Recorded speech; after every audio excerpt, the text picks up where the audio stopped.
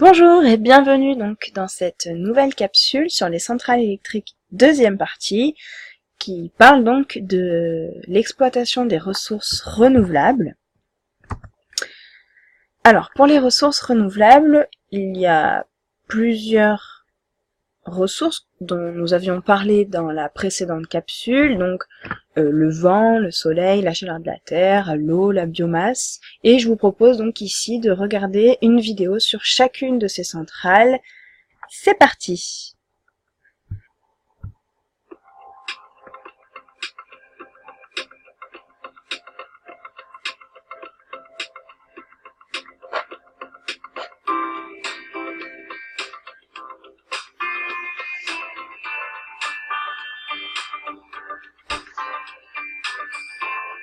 Une centrale éolienne ou aérogénérateur produit de l'électricité grâce à la force du vent. Une source d'énergie renouvelable, inépuisable et gratuite. Il existe deux grands types d'installations, le parc terrestre et le parc implanté en mer à plusieurs kilomètres au large des côtes. En haut du mât de l'éolienne, qui peut mesurer jusqu'à 120 mètres, l'hélice, appelée aussi rotor et composée en général de 3 pales, se met à tourner sous l'effet d'un vent d'au moins 10 km/h. La nacelle sur laquelle elle est fixée s'oriente automatiquement pour être toujours face au vent, et les pales pivotent pour capter un maximum de vent. Si le vent dépasse 90 km/h, l'éolienne s'arrête automatiquement de fonctionner pour des questions de sécurité. Dans la nacelle, l'hélice fait tourner un axe. Sa vitesse de rotation n'étant pas suffisante pour générer de l'électricité, un multiplicateur augmente cette vitesse jusqu'à 1500 tours par minute et la transmet à un second axe qui fait à son tour tourner un alternateur. Dans l'alternateur, l'interaction entre les électroaimants du rotor, la partie mobile, et les bobines de fil de cuivre du stator, la partie fixe, produit un courant électrique. Un transformateur situé à l'intérieur du mât élève la tension de ce courant à 20 000 volts. L'électricité est ensuite acheminée par un câble souterrain ou sous-marin et sera à nouveau élevée à 225 000 ou 400 000 volts par un poste de transformation pour être transportée plus facilement dans les lignes à très haute tension du réseau. Régulièrement, tous les composants de l'éolienne sont surveillés, contrôlés et auscultés. L'électricité d'origine éolienne n'émet pas de gaz à effet de serre. Compte tenu de l'intermittence de sa production liée à la force du vent, elle est utilisée en complément d'autres sources d'énergie pour répondre aux besoins en électricité.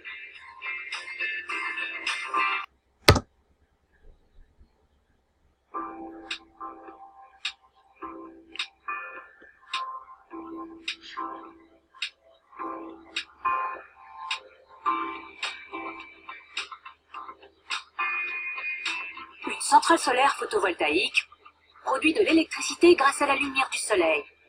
Une source d'énergie renouvelable, inépuisable et gratuite. La centrale est composée de panneaux dont la modularité permet de concevoir des installations allant du vaste parc photovoltaïque à quelques panneaux installés sur le toit d'habitations individuelles. Chaque panneau est composé de plusieurs cellules de moins d'1 millimètre d'épaisseur. Ces cellules contiennent un matériau semi-conducteur dont la propriété est de libérer des électrons et donc de produire un courant électrique après avoir été heurtés par les composants de la lumière. Les électrons sont ensuite collectés par des fils métalliques très fins qui les acheminent jusqu'à la borne négative de la cellule. Ils empruntent ensuite un circuit extérieur pour retourner dans la cellule par sa borne positive. Ce déplacement d'électrons crée un courant électrique continu. Le courant ainsi produit passe de cellule en cellule, de panneau en panneau, et s'additionne jusqu'à un onduleur. L'onduleur transforme le courant continu des panneaux en un courant alternatif, qui sera ensuite élevé à 225 000 ou 400 000 volts par un poste de transformation pour être transporté plus facilement dans les lignes à très haute tension du réseau. Régulièrement, des opérations de contrôle et de maintenance sont réalisées pour s'assurer du bon fonctionnement de l'installation. L'électricité d'origine photovoltaïque n'émet pas de gaz à effet de serre. Compte tenu de l'intermittence de sa production liée aux conditions d'ensoleillement, elle est utilisée en complément d'autres sources d'énergie pour répondre aux besoins en électricité.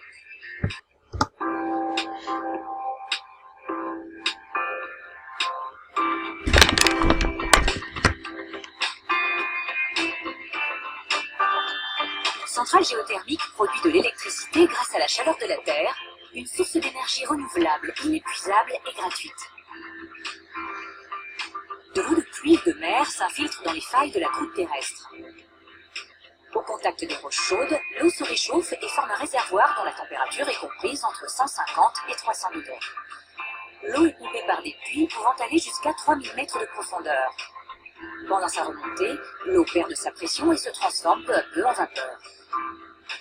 Le mélange eau-vapeur qui sort du puits passe ensuite dans un séparateur pour séparer l'eau et la vapeur. La vapeur fait tourner une turbine. Cette turbine fait à son tour tourner un alternateur. Dans l'alternateur, l'interaction entre les électroaimants du rotor, la partie mobile, et les bobines de fil de cuivre du stator, la partie fixe, produit un courant électrique. Des transformateurs élèvent la tension de ce courant à 225 000 ou 400 000 volts pour qu'il puisse être transporté plus facilement dans les lignes à très haute tension du réseau. À la sortie de la turbine, la vapeur passe dans un condenseur dans lequel elle se transforme en eau. Cette eau est ensuite rejetée dans le milieu naturel. Régulièrement, des opérations de maintenance sont réalisées pour s'assurer du bon fonctionnement de l'installation. L'électricité d'origine géothermique n'émet pas de gaz à effet de serre. Elle est utilisée en complément d'autres sources d'énergie pour répondre aux besoins en électricité.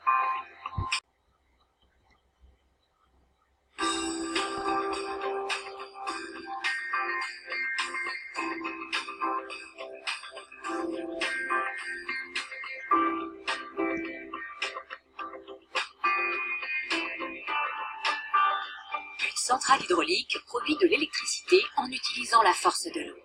L'hydroélectricité est la première énergie renouvelable en France, mais aussi dans le monde. Il existe plusieurs types d'aménagements hydrauliques en fonction de la hauteur de la chute et du débit de l'eau. De haute chute, de moyenne chute et au fil de l'eau. Un barrage retient l'écoulement naturel de l'eau. De grandes quantités d'eau s'accumulent et forment alors un lac de retenue. Une fois l'eau stockée, et en fonction des besoins, des vannes sont ouvertes au niveau du barrage pour que l'eau s'engouffre dans de longs tuyaux appelés conduites forcées. Ces tuyaux, à taille humaine, conduisent l'eau vers la centrale hydraulique située en contrebas. Pour préserver le milieu aquatique, un débit minimal est maintenu dans le lit naturel de la rivière, entre le barrage et la centrale.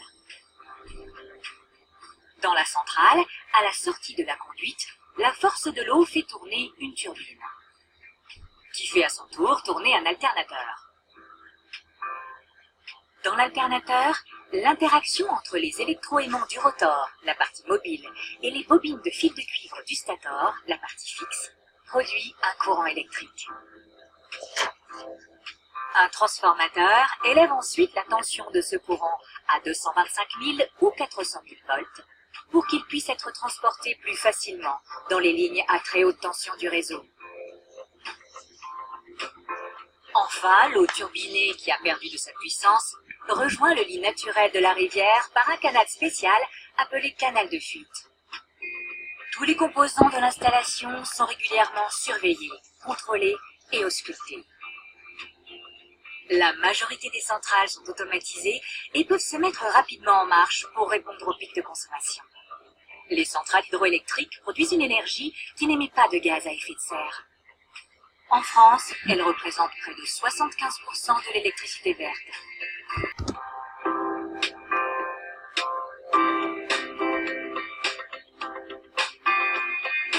Une centrale biomasse produit de l'électricité grâce à la chaleur dégagée par la combustion de matières organiques, telles que les résidus végétaux, les déchets ménagers, le biogaz issu de la fermentation de déchets. Autant de sources d'énergie renouvelables et disponibles en grande quantité. Le combustible est acheminé vers la chaudière. Il est introduit dans la chambre de combustion où, en brûlant, il dégage de la chaleur. Cette chaleur est transmise à des tubes remplis d'eau qui tapissent la chaudière. L'eau des tubes ainsi chauffée est dirigée vers un ballon dans lequel elle se transforme en vapeur. Cette vapeur fait tourner une turbine, puis cette turbine fait à son tour tourner un alternateur. Dans l'alternateur, l'interaction entre les électroaimants du rotor, la partie mobile, et les bobines de fil de cuivre du stator, la partie fixe, produit un courant électrique. Un transformateur élève la tension de ce courant à 225 000 ou 400 000 volts pour qu'il puisse être transporté plus facilement dans les lignes à très haute tension du réseau. La vapeur qui est sortie de la turbine passe elle dans un condenseur, dans lequel circule de l'eau froide. Elle est ainsi retransformée en eau pour être renvoyée dans la chaudière. Cette vapeur peut aussi être utilisée soit pour des activités industrielles, soit pour alimenter un réseau de chaleur urbain. Cette production simultanée d'électricité et de chaleur dans une même installation est appelée cogénération. Enfin, les fumées issues de la combustion sont filtrées avant d'être évacuées par les cheminées. Souvent installées près des lieux de production ou de stockage de la matière, les centrales biomasse peuvent être utilisées en continu pour répondre aux besoins en électricité, quel que soit le jour de l'année. Elles produisent une énergie régulière et faiblement émettrice en CO2. Voilà, vous avez maintenant quelques notions sur ces différentes centrales à base de sources d'énergie renouvelables. Cette vidéo est donc maintenant terminée. Je tiens encore une fois à remercier EDF pour ces vidéos.